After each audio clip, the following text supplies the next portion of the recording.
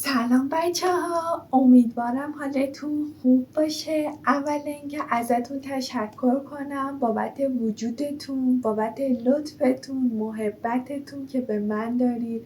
خدا رو شکر میکنم بابت وجودتون. خیلی دوستتون دارم. آقا امروز اومدم راجع به یه موضوعی باهاتون صحبت کنم که میتونم بگم 90% مردم ایران درگیرشن و اون 10% هم که نمیگه فقط به خاطر اینکه خودتون دلیلشو میدونید دیگه، شرایطشون چجوریه. ببینید، من خودم اول خودمو میگم، من خودم اینطوری الان، یعنی به خاطر اخبار، به خاطر شرایطایی که برامون ایجاد کردن، خودشون خواستن ما این حال بشیم، به خاطر تورم، به خاطر گرونی، به خاطر اینکه هرچی میدویم فقط درجا زدنه، به خاطر اینکه هیچ چاره‌ای جز نفس کشیدن الکی نداریم، به خاطر اینکه فقط داریم زندگی خشک و خالی میکنیم و هیچ انگیزه‌ای نداریم، هممون افسرده شدیم. من خودم به شدت درگیرش بودم تا همین چند وقت پیش. نمیتونستم، حتی به خاطر حالم که بی هدف زندگی میکردم، هیچ انگیزه‌ای نداشتم. حتی یه تایمی بچه‌ها شاید باورتون نشه، من سر کار نرفتم، گفتم به چه دلیلی برم سر کار وقتی هیچ فایده‌ای نداره. یعنی اینقدر اوضاعم خراب بود. اصلا نگم براتون داشتا، نگم براتون. اومدم چیکار کردم؟ گفتم خب برم پیش یه تراپیست حالم بهتر بشه.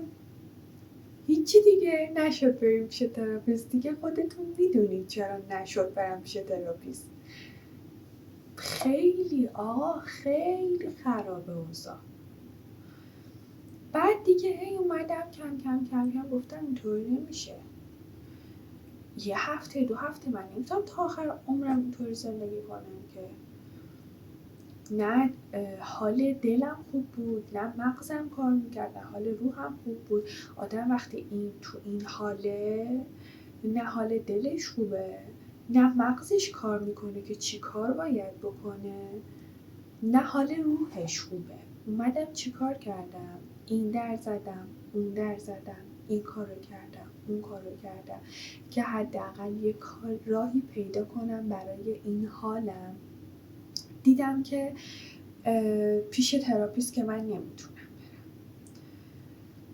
برم و من یه دوست خیلی صمیمی دارم که الان دوست نداره حال خودشو به شما نشون بده، ولی حالا کم کم نشونش میدم. اون خیلی کمکم کرد. آقا دوست خوب خیلی خوبه، واقعا جدی میگم، معجزه است. این اومد چیکار کرد؟ این اومد به من گفتش که با زور منو هل داد برو باشگاه. من میخوام اون دوسته باشم که با زور شما رو هل میده. آقا تو رو خدا این 4 تا کاری که این 4 تا چیز بود که حال منو خوب کرد.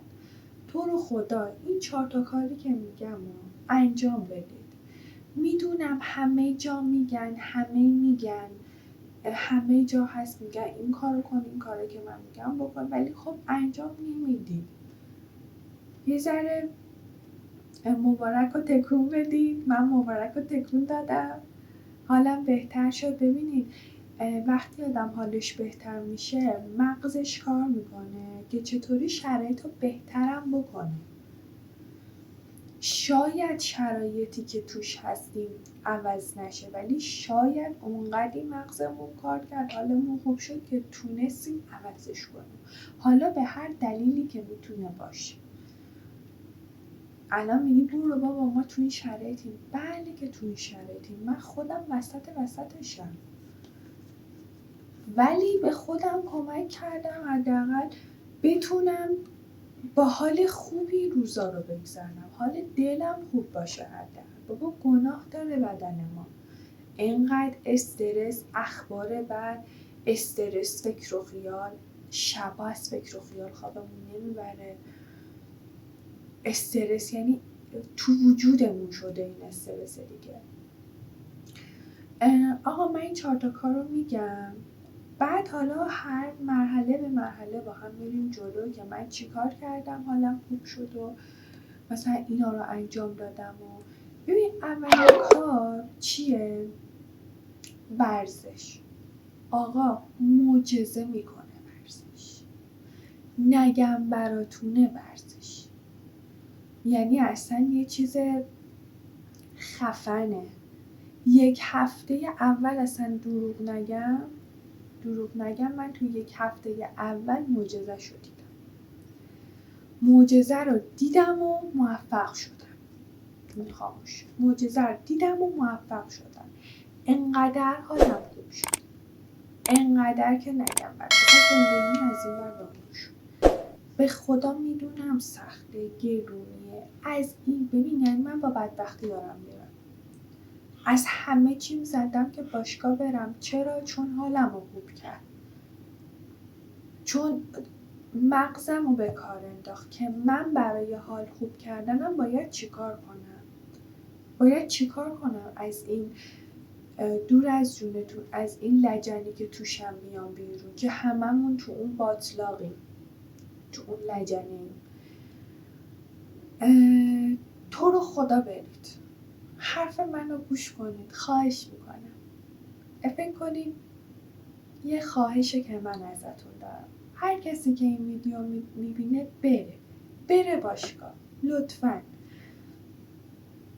بعد بچه‌ها دومین چیز چی بود؟ شوک‌گذاری. ببین میدونم که اول باید شوک‌گذاری باشه، بعدش بعد، ولی خب برای من اینجوری جواب داد. اول ورزش بود، بعد یه کاری کرد که من به خدا نزدیک بشم، شوک‌گذار بشم. شدید به خدا من نزدیک شدم. اصلا معجزه‌شو تو همون هفته اول بازم میبینید. به خدا خواهش میکنم. ببین درست و حسابی شما باید اصلا خدا رو بپرستی. میدونم شرایط یه جوریه که یه کاری کرده ما یه تایمایی از خدا دور شدیم، ازش دلخور شدیم، ولی خب آخر خودتون موقعی که میرید توی شوک‌گذاری به خدا نزدیک شدن و این حرفا، اون موقع متوجه میشید که شما مقصر، خدا مقصر نیست. بعد سومین چیز، پس شوک‌گذاری هم لطفاً برید. خواهش میکنم. خیلی به خدا نزدیک بشید. خیلی باهاش حرف بزنید. خیلی. سومین چیز که واقعاً اصلا بچه‌ها اینم نگم براتون داشت. خدایی ببین پادکست. من مثلا میرفتم یکی از مشکلات زندگیمو، یکی از خلاهای درونمو دنبالش میگشتم اون پادکست رو پیدا میکردم، موضوع راجبشو گوش میدادم. شاید مثل تراپیست رفتن عمل نکنه، ولی دروغ نگم برای من شاید اینطوری بگم درست نباشه، ولی برای من بهتر از پیش تراپیست رفتن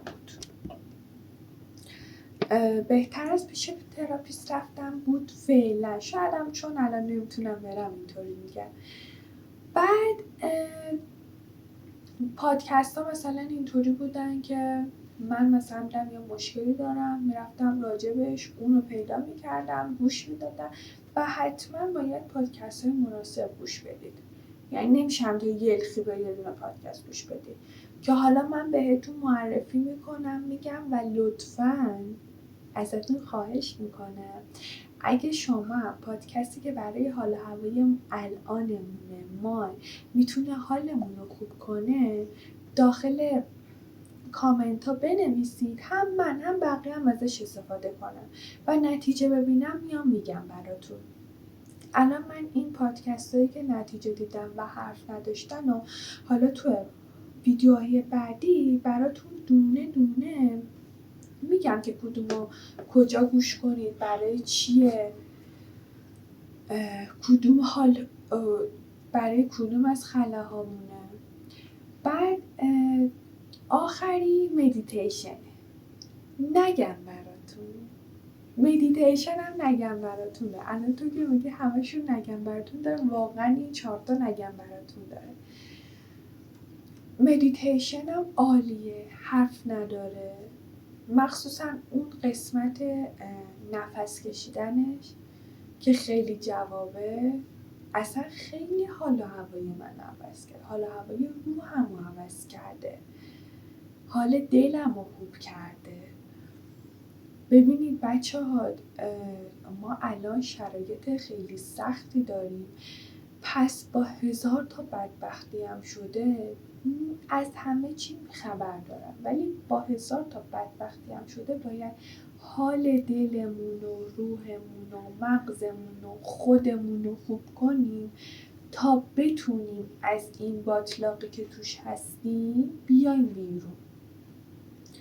پس لطفا نگید تو نمیدونی ما نمیتونیم. من خودم میگم کسیم که اون وسط بوده، الانم هستا، نه که بگم الان برو، نه الانم هستم، ولی حال دلم خوب شده الحمدلله، حال روحم خوب شده، مغزم کار میکنه، میدونم چی کار کنم که از این شرایط دیگه کم کم بیام بیرون و اونو به شما هم دارم انتقال میدم. حالا تو ویدیوهای بعدی بهتون کم کم میگم. همین دیگه. راستی بچه ها، اگه یوگا هم میتونید انجام بدید، اهلش هستید انجام بدید. من چون نمیتونم باهاش ارتباط بگیرم، چون یه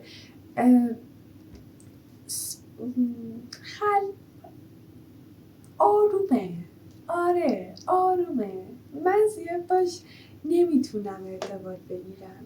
مدیتیشن هم آرومه ها، ولی اون آرامش بخشه. نمیدونم مشکل از منه، شاید با یوگا نمیتونم ارتباط بگیرم. خلاصه که ما قراره این کانال اینجاست که ما قراره حالمون رو خوب کنیم.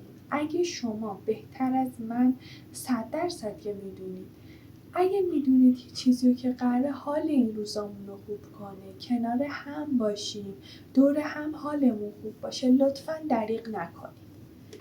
بگید، کامنت کنید، کامنتاتون رو من میخونم ببینم چه پادکستی، چه راه حلیه که حالمون خوب میشه، دور هم با هم کنار هم حالمون رو خوب کنیم. انشالله وضعیت بهتر میشه، از این وضعیت هم در میاد که دیگه چه بهتر.